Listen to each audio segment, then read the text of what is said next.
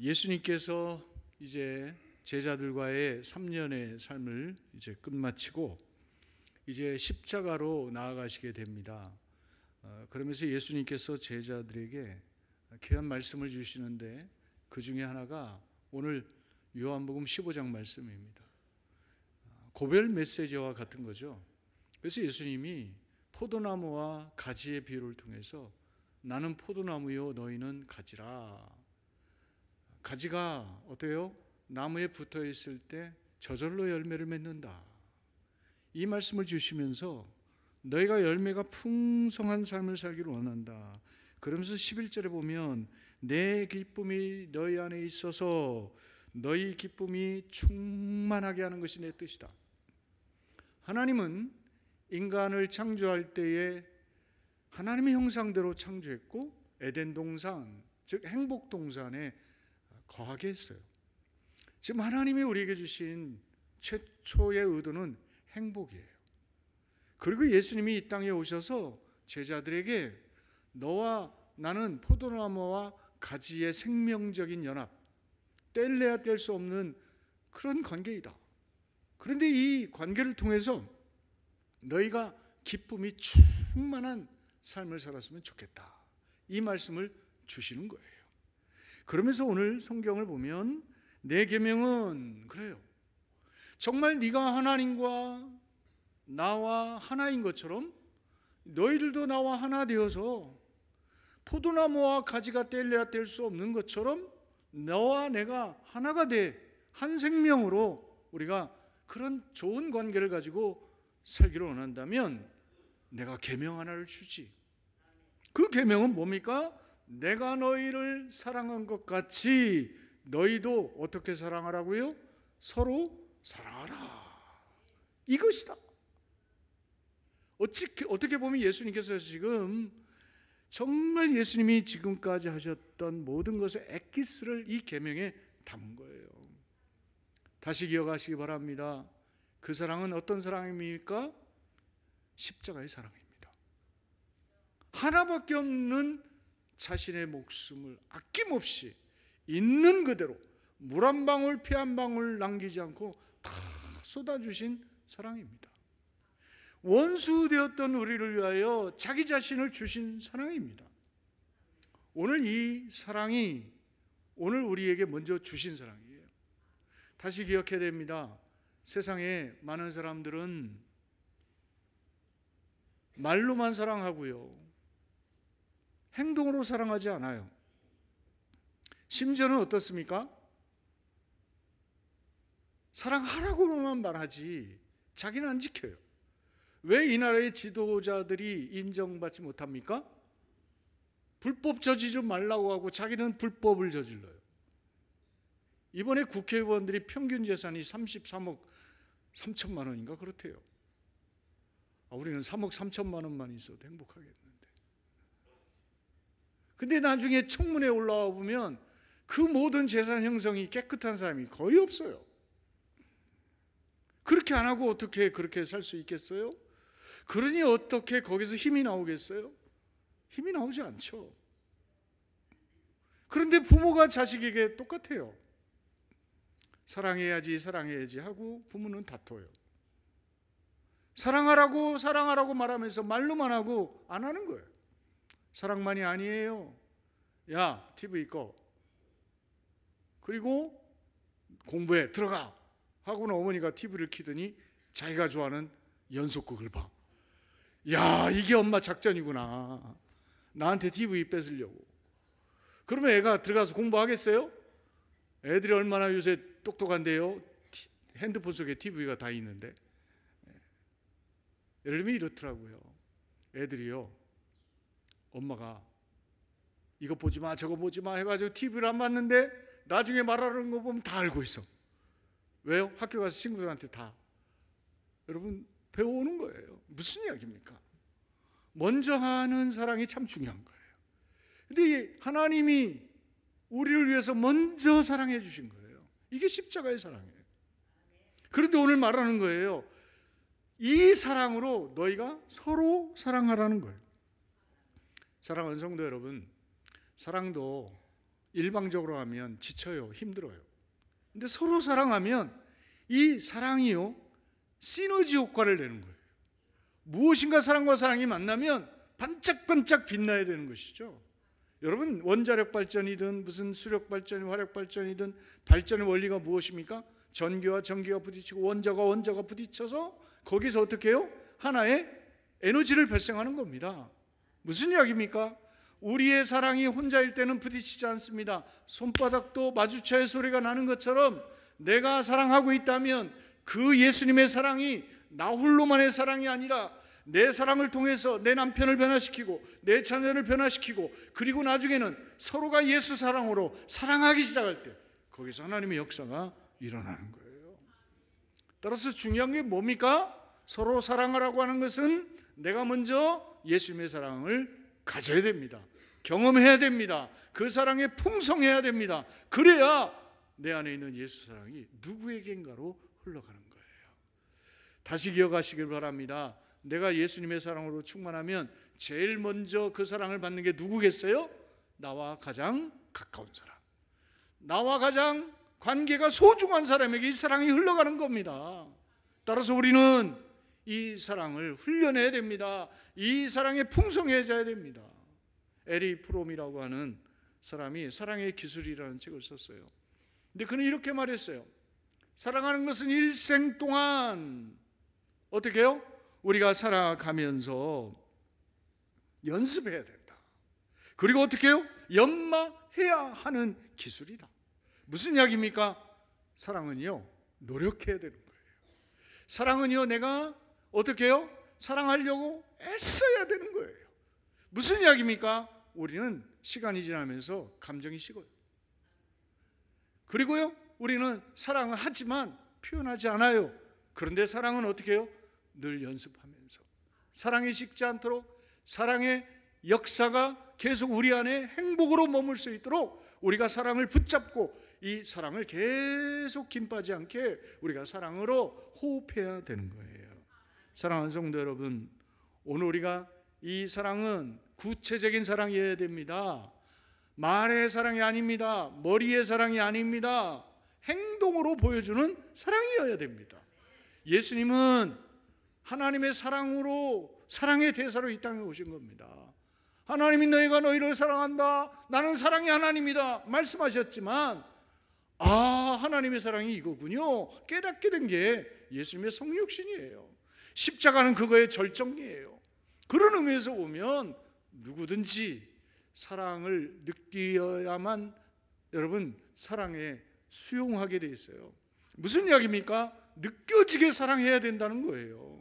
그래서 여러분, 미국의 펜실베니아 대학에서 500명을 대상으로 연구를 해봤답니다. 말로 하는 사랑 소중하죠. 말이라도 좀 잘하면 좋겠어. 그래요, 안 그래요? 말로라도 좀 사랑한다고 이야기하면 어디 덧나요? 왜 그렇게 지옥에서 출장 나온 사람처럼 막 내천처럼 확 그리고 무슨 뭐 깡패예요? 왜 그렇게 사람들이 거치냐고요. 뭐 개를 훈련한 사람도 막 인상 팍팍 써가지고 요새 문제가 되던데요. 여러분 기억하십시오. 우리가 중요한 것은 무엇입니까? 사랑을 말로 하는 것도 중요하지만 사랑은 실천하는 거예요. 행동하는 거예요. 상대방이 실감하게 해야 되는 거예요. 아까 우리 서판희 장로님 사진 봤죠? 얼마나 잘 먹어요. 케이크를 얼마나 많이 해요. 근데 여러분, 케이크에 보니까 막 돈이 나오잖아요. 여러분 받아봤어요? 우리 친구가 이 카톡방에 자기 환갑 때 자녀가 이렇게 줬다고 막 돈 나오는 걸 또 동영상 찍어서 올렸어요. 배 아프더라고요.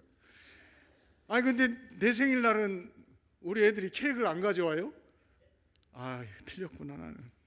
근데 우리 애들은요 똑똑해요. 봉투에다가 듬뿍 담아갖고 아들이고 딸이고 다 가져왔어요. 여러분 생각해봐요.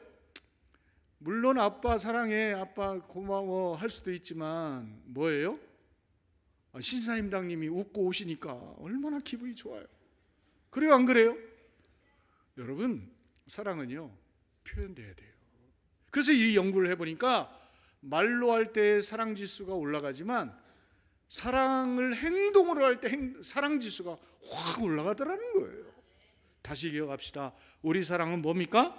서로 사랑을 표현하고 서로 사랑으로 어떻게 해요? 섬기고 서로 사랑으로 밥도 사주고 커피도 사주고 선물도 주고 무엇인가 상대방을 위해서 우리는 사랑의 행위를 해야 된다는 거예요.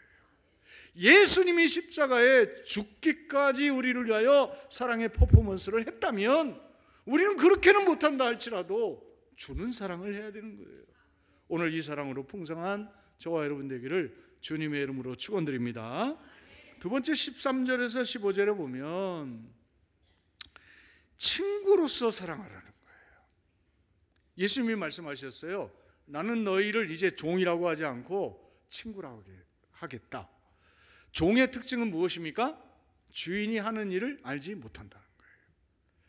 여러분, 이 주인이 결정하고 야 갔다 와 뭐 해 명령을 받는 사람이에요.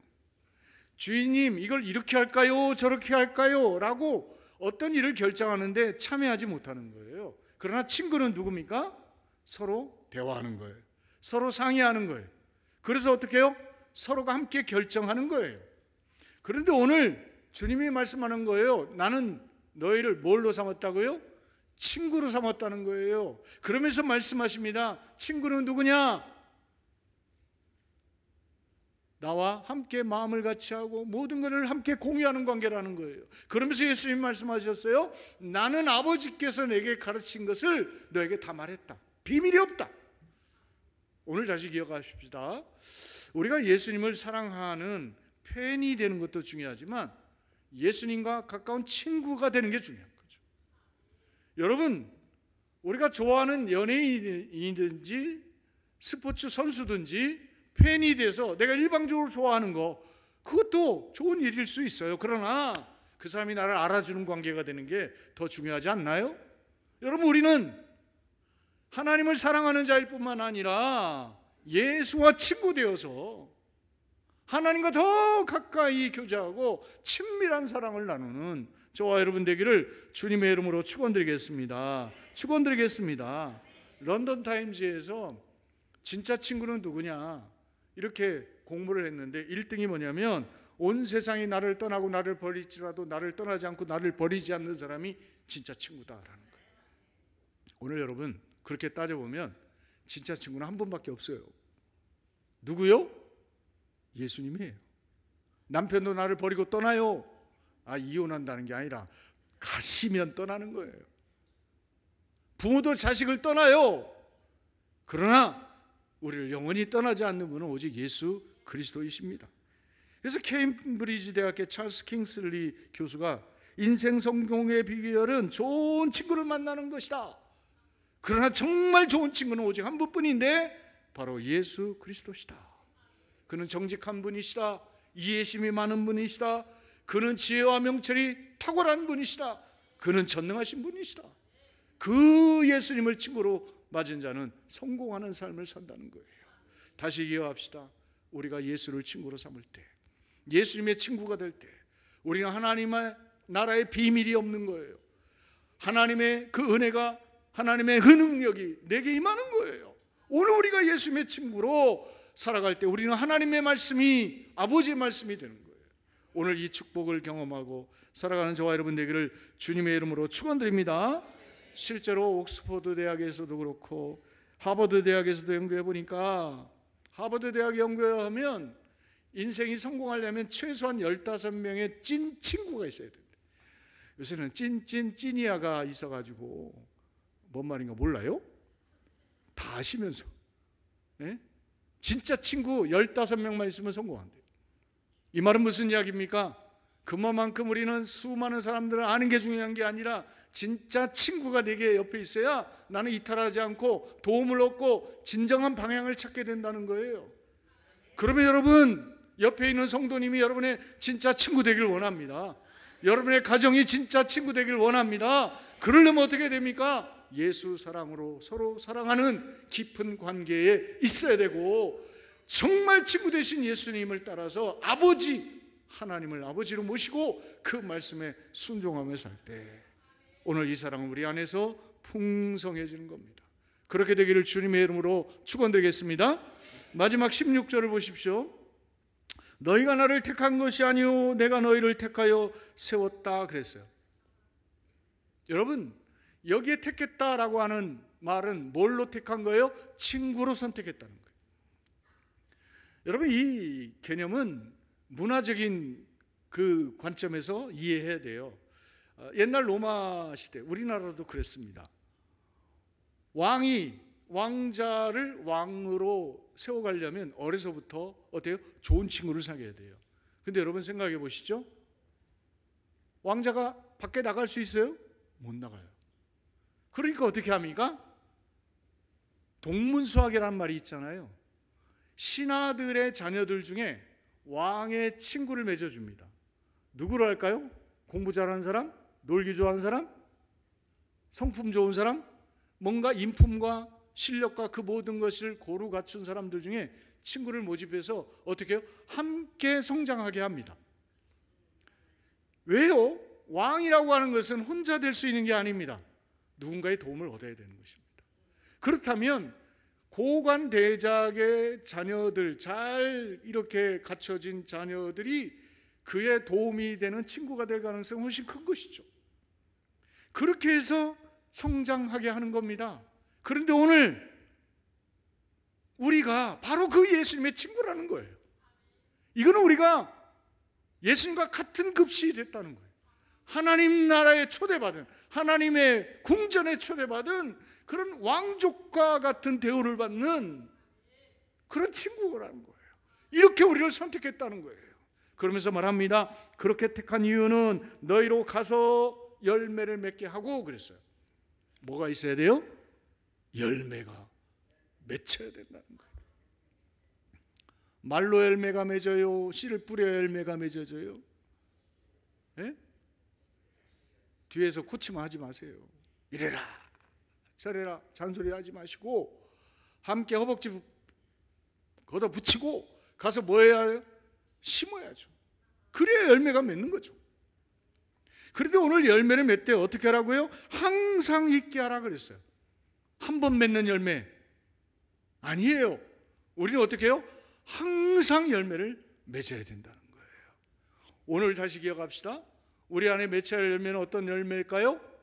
서로 사랑하는 열매예요. 예수님의 사랑이 서로 사랑함으로 꽃피고 열매 맺게 하는 그 축복이 우리를 통해서 나타내야 한다는 겁니다. 그러면서 말하는 겁니다. 화제를 전하여서 내 이름으로 아버지께 무엇을 구하든지 어떻게 하라고요? 다 받게 하려 함이라 그랬어요. 여러분, 내 안에서 하나님의 열매가 나타나요. 그런데 문제는 뭡니까? 열매에도 위기가 올 수 있어요. 그럴 때 우리는 어떻게 합니까? 묻는 거예요. 이럴 때는 어떻게 해야 돼요? 아, 그건 이렇게 하라고 저렇게 하라고 하는 거예요. 지금 올해 양파값이 많이 오를 것 같아요. 양파 좀 미리 사놓으세요. 뭔 이야기냐?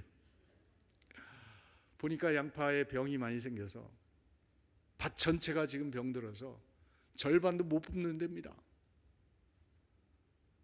반응이 없어. 무슨 이야기예요? 여러분, 열매를 맺는데 좋은 열매를 맺고 그리고 정말 가치 있는 열매를 맺으려면 어떻게 해야 돼요?